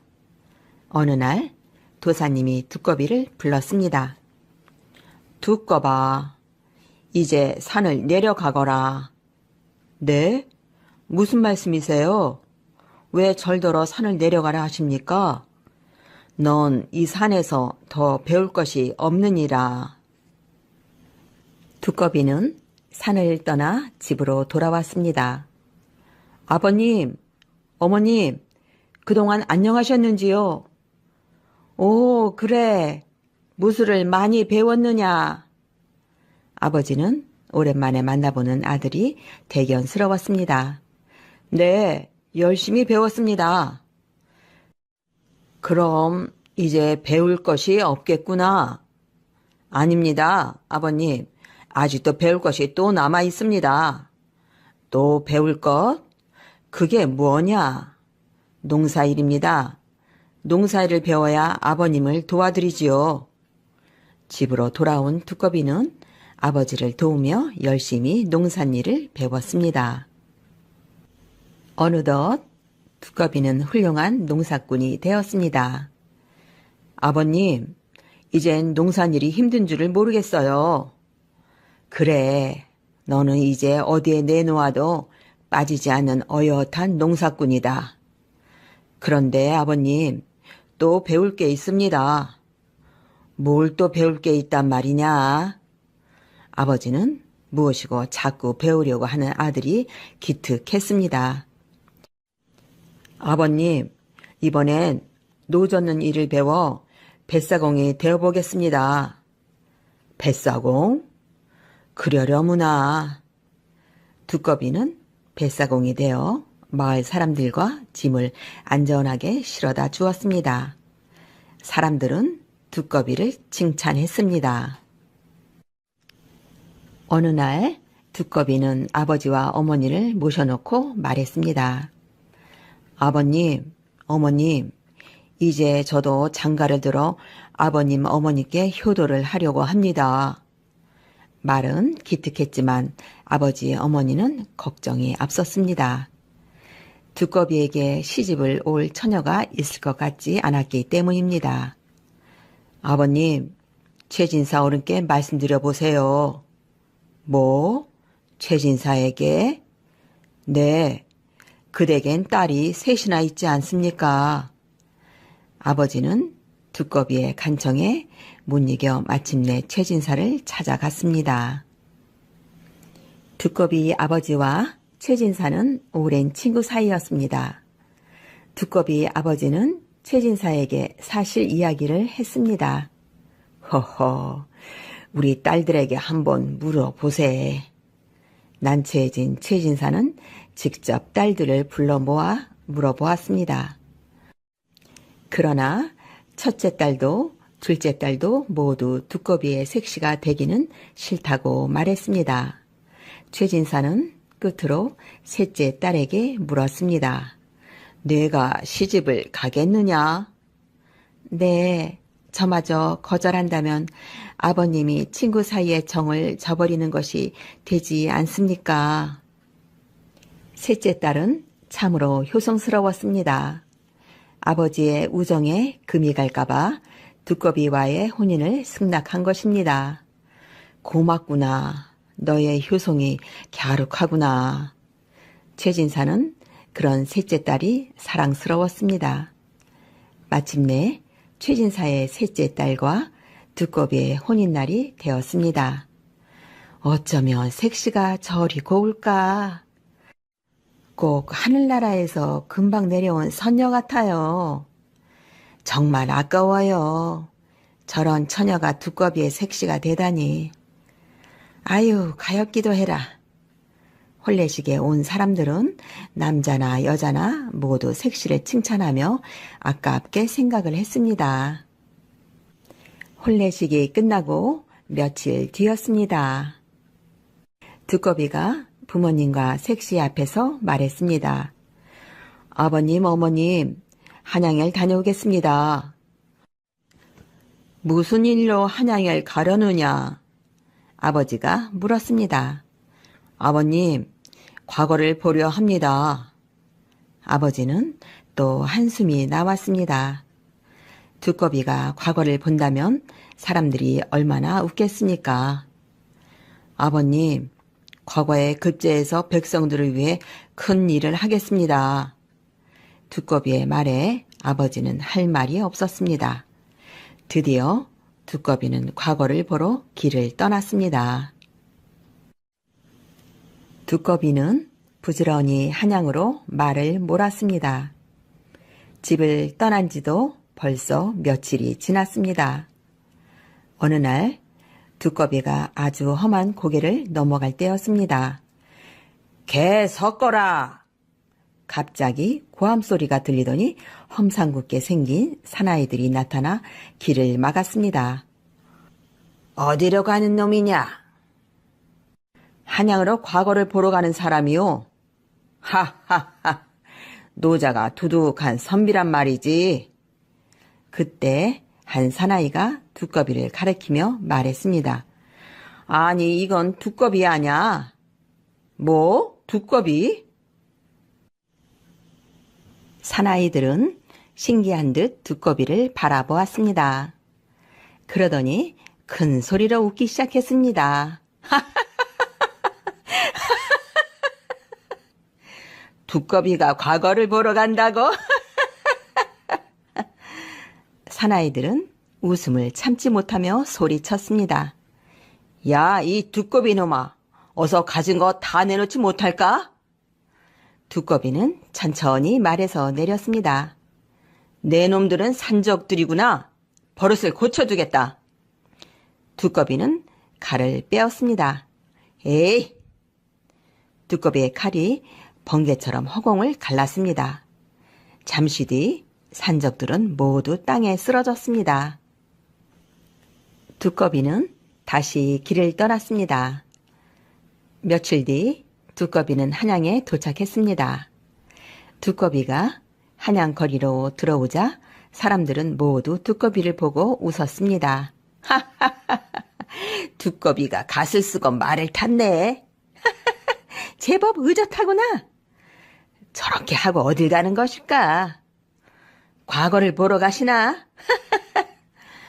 어린아이들은 재미있다는 듯 손가락질을 하며 뒤를 따라봤습니다. 그래도 두꺼비는 조금도 화를 내지 않고 묵묵히 과거 시험장으로 말을 몰았습니다. 꼭 장원급제 하리라. 과거 시험장은 나라 안에서 모인 내노라 하는 선비들로 가득했습니다. 여기서도 두꺼비는 사람들의 따가운 눈총을 받았습니다. 점잖은 선비들이라 놀려대지는 않았지만 두꺼비를 볼 때마다 모두 눈살을 찌푸렸습니다. 드디어 시험이 다 끝나고 합격자 발표가 있었습니다. 장원, 두꺼비. 사람들은 깜짝 놀랐습니다. 뭐? 두꺼비가 장원을? 아니, 여기 모인 선비들이 두꺼비만도 못하다는 말인가? 뭐가 잘못된 거 아니야? 자자자, 모두들 조용히 하시오. 사람들은 모두 한마디씩 했습니다. 그러나 장원을 차지한 이는 틀림없는 두꺼비였습니다. 두꺼비는 임금님 앞으로 나아갔습니다. 오, 그대가 장원을 한 두꺼비 선비요. 네, 상감마마. 임금님은 조금도 두꺼비를 이상하게 보지 않고 손수 가까이와 손을 잡았습니다.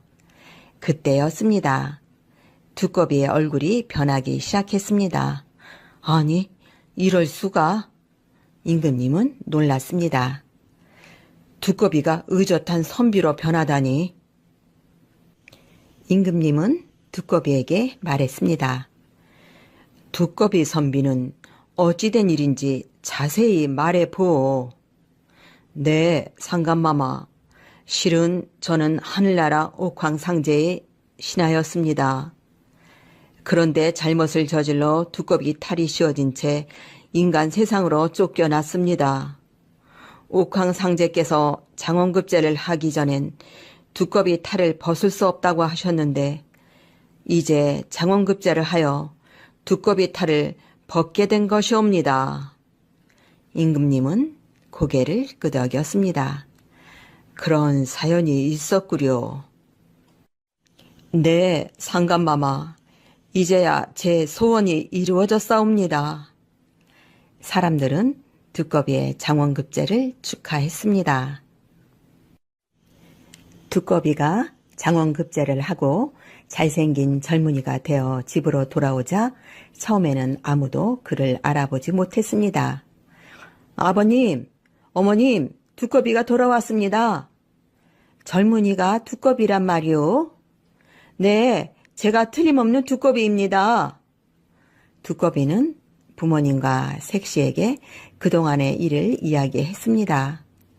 그제야 아버지는 두꺼비의 손을 꼭 잡으며 말했습니다. 내가 이제야 정말 내 아들이 되었구나. 세월이 흘러 두꺼비가 정승이 되자 사람들은 그를 두꺼비 정승이라고 불렀습니다. 무덤 속의 산삼. 옛날 어느 마을에 갓난이라는 소녀가 살고 있었습니다. 갓난이가 10살이 될 때까지 갓난이네 집은 아주 행복했습니다. 그러나 갑자기 아버지가 몹쓸병에 걸리면서부터 갓난이네 집에는 불행이 닥치기 시작했습니다. 글쎄, 갓난이 아버지가 몹쓸병에 걸렸대요. 몹쓸병이요? 그게 무슨 병인데요? 문둥병이래요. 네? 문둥병이요? 그렇대요. 이 일을 어쩌냐. 문둥병은 전염된다는데. 마을 사람들은 수군대며 걱정을 했습니다. 갓난이의 어머니는 남편의 병을 고치기 위해 할 수 있는 일은 모두 했습니다. 그러나 남편의 병을 고치기 전에 그만 자신도 문둥병에 걸려 자리에 눕고 말았습니다. 갓난아, 나마저 자리에 누웠으니 아버지는 누가 돌봐드리니? 어머니, 아버지는 제가 돌봐드리겠어요. 아버지 걱정을 마시고 어머니 빨리 일어나세요. 갓난아, 내가 없더라도 아버지를 잘 돌봐드려야 한다. 어머니, 그런 말씀 마세요. 그러나 어머니는 끝내 병석에서 일어나지 못하고 아버지보다도 먼저 세상을 떠나고 말았습니다. 갓난이는 눈앞이 캄캄했습니다. 하느님도 무심하시지 우리 어머니를 데려가시다니. 그러나 갓난이는 언제까지고 하느님만 원망할 수 있는 것은 아니었습니다. 이러다간 아버지도 돌아가실지도 몰라. 어머니 말씀대로 아버지를 잘 돌봐드려야겠어. 갓난이는 어머니를 잃은 슬픔을 참고 아버지를 열심히 간호했습니다. 그리고 빨래며 바느질이며 온갖 힘든 일을 혼자 해냈습니다. 아, 이렇게 힘든 일을 어머니는 혼자 하셨구나. 그래서 몸이 더 빨리 약해지셨나 봐. 불쌍하신 어머니. 어린 갓난이가 집안 살림을 잘해 나가자 마을 사람들은 갓난이를 칭찬했습니다. 그러나 아무도 갓난이네 집에 찾아오는 사람은 없었습니다. 문둥병이 옮을까봐 무서웠기 때문입니다. 그런 어느 날 갓난이는 산에서 약초를 캐어 가지고 오다가 마을 아주머니를 만났습니다. 갓난아, 잘 만났다. 내게 해줄 이야기가 있었는데. 무슨 말씀이신데요? 예, 갓난아, 너라도 다른 곳으로 몸을 피하렴. 네? 내 아버지 옆에 있다간 너도 문둥이가 돼. 갓난이는 너무나 뜻밖의 말을 듣고 아무 대답도 할 수 없었습니다. 갓난이는 말없이 돌아서 집으로 왔습니다. 병든 아버지를 두고 몸을 피하라니 나는 그럴 수는 없어. 갓난이는 혼자 이렇게 생각을 했습니다. 그러던 어느 날 길을 가다가 마을 아저씨 한 분을 만났습니다. 갓난아, 내 아버지 병이 무슨 병인지 알지? 마을 사람들이 전염이 될까봐 걱정을 하고 있어. 그러니 아버지를 모시고 마을을 떠나거라. 그 말을 듣는 순간 갓난이는 슬픔이 복받쳤습니다.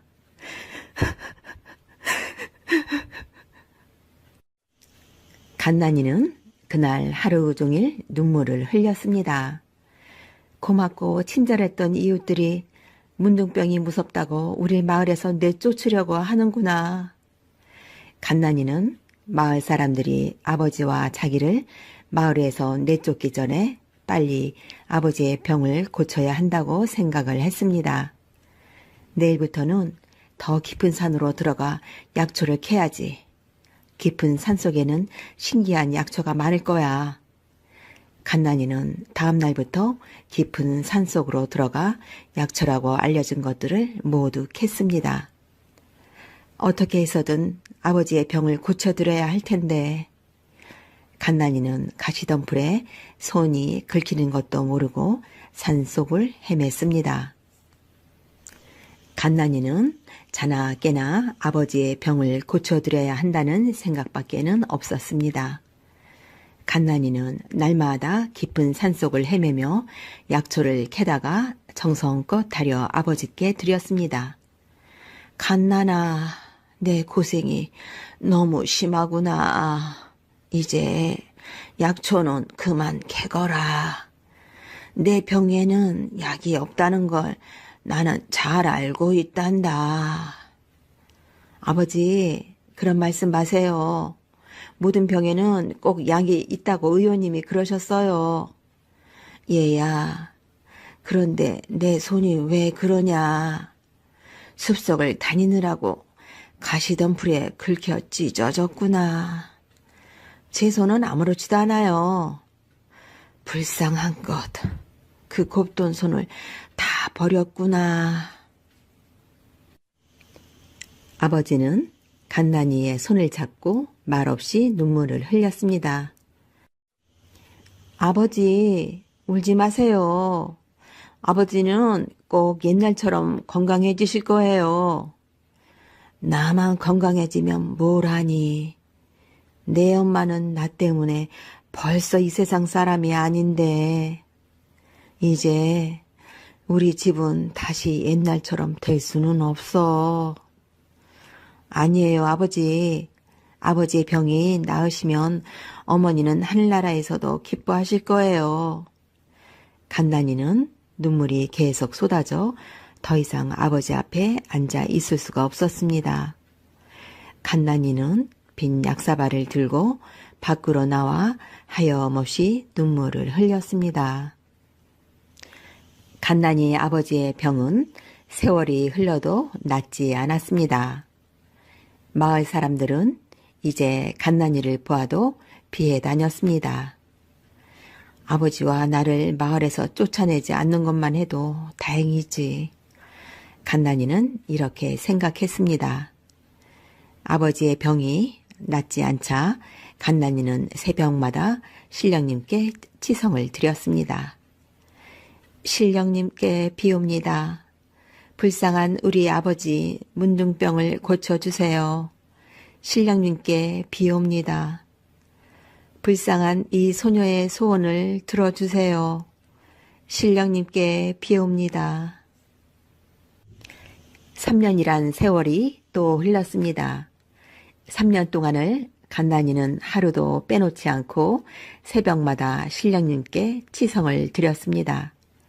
그래도 간난이 아버지의 병은 조금도 나아지지 않았습니다. 아직도 내 정성이 모자라나 봐. 앞으로 얼마나 더 신령님께 치성을 드려야 할까. 간난이는 제 정성이 모자란다고 생각하며 신령님을 원망하지 않았습니다. 신령님께 치성을 드리고 약초도 계속 다려드리면 언젠가는 아버지의 병도 나으실 거야. 간난이는 이렇게 희망을 잃지 않았습니다. 오늘도 약초를 캐러 가야지. 이제 아무리 험한 산도 간난이의 발길이 닿지 않은 곳은 없었습니다. 그만큼 간난이는 약초를 찾아 온 산을 헤매고 다녔습니다. 그런 어느 날 오랜만에 외할머니가 간난이를 찾아오셨습니다. 간난아, 어린 곳이 고생이 너무 심하구나. 할머니, 저는 괜찮아요. 아버지의 병만 나으신다면 저는 무슨 일이든지 할 수 있어요. 간난아, 그러지 말고 이 할미를 따라 외갓집으로 가자.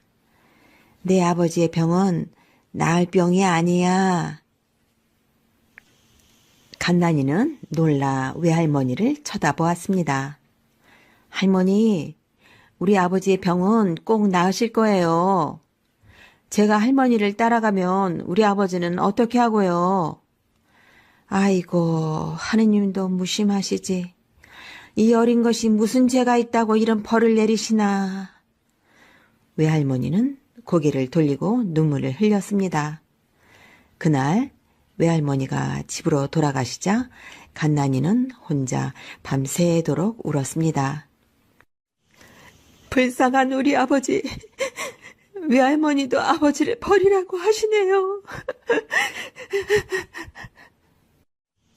간난이는 모든 사람들한테 버림받는 아버지가 불쌍해 견딜 수가 없었습니다. 얼마 동안이나 울고 있었을까요? 간난이가 문득 찬바람을 느끼고 고개를 들었을 때였습니다.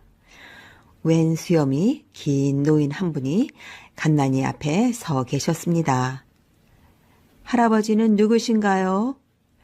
간난아, 내 효성이 지극하구나. 내가 이제야 온 것을 원망하지 말아라. 그럼 신령님? 그래, 이제부터 내가 하는 말을 잘 들어라. 네, 신령님.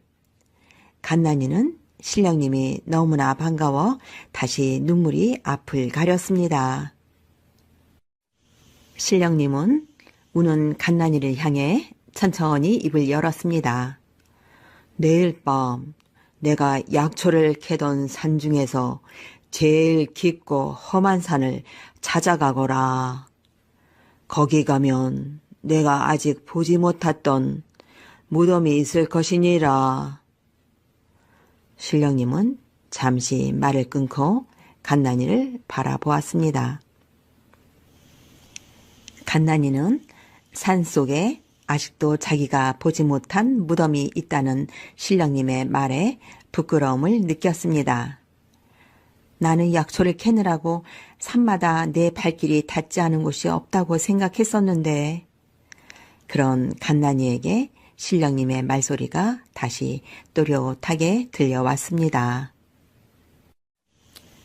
간난이는 귀를 기울였습니다.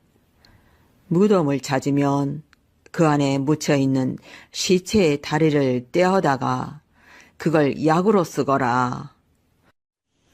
돌아올 때는 어떤 일이 있어도 뒤를 돌아보아서는 절대 안 된다. 말을 마치자 신령님의 모습은 희미해지기 시작했습니다. 신령님, 신령님!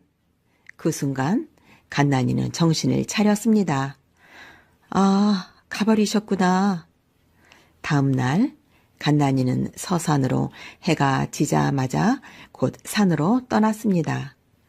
그리고 밤새도록 산속을 헤매다가 새벽녘에야 겨우 낯선 무덤을 발견하곤 호미로 파기 시작했습니다. 간난이는 무서워할 겨를도 없었습니다. 머릿속에는 오직 병든 아버지의 모습과 신령님의 말밖에는 생각나는 것이 없었습니다. 날이 새기 전에 시체의 다리를 떼어내야 해. 서두르지 않으면 날이 셀 거야. 간난이는 쉬지 않고 무덤을 팠습니다. 얼마 뒤 간난이는 시체에서 다리 하나를 잘라냈습니다. 휴, 이제 됐구나. 간난이는 다리를 가마니에 쌌습니다. 이제 빨리 돌아가자. 간난이는 산길을 달렸습니다. 신령님이 뒤를 돌아보지 말라고 하셨지. 신령님이 한 말을 생각하고 간난이는 뒤도 돌아보지 않고 산길을 달렸습니다. 산길을 달리면서 간난이는 무서움보다는 기쁨이 앞섰습니다. 이제 아버지의 병은 나으신 거나 마찬가지야. 신령님의 말씀대로 이 다리를 다려드리면 곧 나으실 거야. 간난이는 자기가 어떻게 집으로 돌아왔는지도 몰랐습니다. 자, 어서 아궁이에 불을 지피자. 간난이는 솥에 물을 붓고 아궁이에 불을 떼기 시작했습니다. 아버지, 조금만 기다려주세요. 아버지의 병을 꼭 고쳐드릴게요. 간난이는 약초를 다리듯 무덤에서 가져온 다리를 다렸습니다. 약이 다려지는 동안 간난이는 장독대로 가 정화수를 떠놓고 신령님께 치성을 드렸습니다. 신령님, 고맙습니다. 신령님이 가르쳐 주신 대로 무덤을 다녀왔습니다. 이제 부디 저희 아버지의 병이 낫게 해 주십시오. 치성을 드리고 난 간난이는 약을 짜기 시작했습니다. 신령님이 가르쳐 주신 약이니 틀림없이 효용이 있을 거야. 간난이의 마음은 두근거렸습니다. 자, 이제 아버지께 갖다 드리자. 간난이는 약사발을 들고 방으로 들어갔습니다. 아무것도 모르는 아버지는 여느 때처럼 약을 받아 마셨습니다. 간난아, 이 약은 다른 약과 맛이 다르구나. 아버지, 어서 드세요. 이 약은 꼭 효용이 있을 거예요. 간난아, 내가 고생하는 생각을 해서라도 내가 빨리 나아야 할 텐데. 아버지, 제 걱정은 마세요. 간난이는 코끝이 찡해지며 눈물이 핑 돌았습니다. 간난이는 아버지 앞에 앉으면 눈물부터 쏟아졌습니다. 아버지는 꼭 나으실 거예요.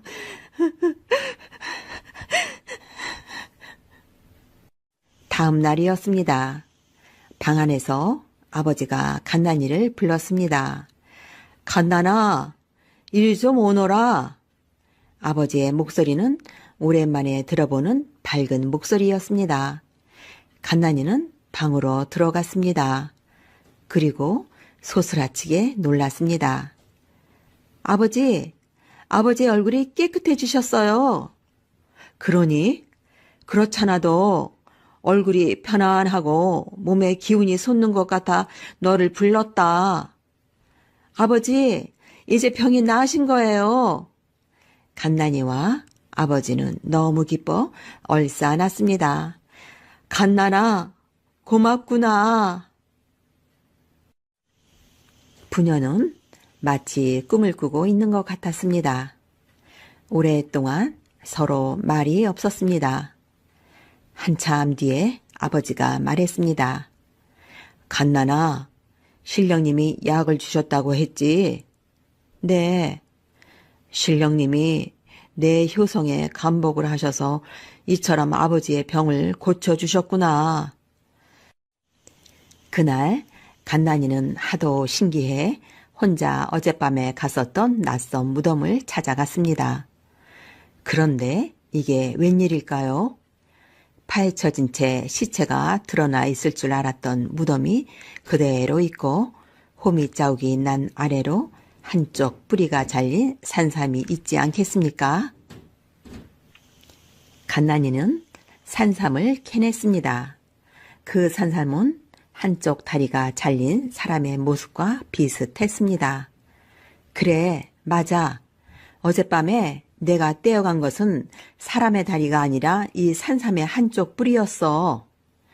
간난이는 산삼을 가지고 와 아버지께 다려드렸습니다. 두 번째로 산삼을 드신 아버지는 얼굴뿐만 아니라 전신이 깨끗이 나았습니다. 간난아, 아무도 고칠 수 없는 병을 너의 효성이 고쳤구나. 아니에요. 고마우신 신령님 덕분이에요. 그 뒤로 간난이와 아버지는 행복하게 살았습니다.